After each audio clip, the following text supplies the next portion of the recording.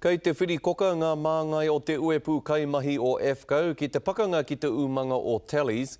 I hui te uepu kaimahi i ngā rā o te aranga nei me te whakatau ia i puta kia kaha ake te whawhai. Ko tahi mano e 5 rau ngā kaimahi i tū watawata hia atu i o rātou wāhi mahi i tēnei aranga nei. Kei a pōtaka maipi tēnei pūrongo.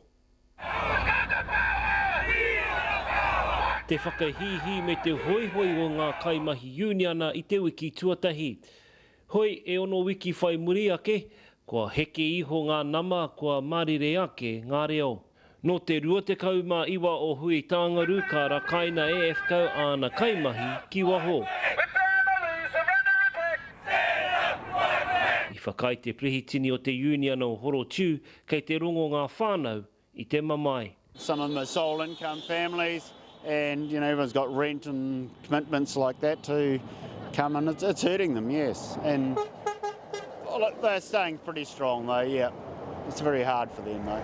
E ai ki te kamupene o FCO kei te hia rātau ki te whakapiki ake i te wāri o te pūtea mō ngā kaimahi, engari e hara te poro tū mo te moni anake, engari mo te mana whakahaere ke i ngā mahi i roto i te whare patumiti. Hei te tai te ka noho tahi, ngā taha e rua.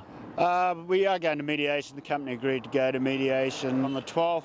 Engari, kei roto i ngā kirimana hou ka kitea te wehe i wainga i ngā kirimana takitahi me ngā mema uniana. It's hard on those going in. They don't like their mates being out, basically their workmates being locked out as they are, and the company's using them to keep the plant running.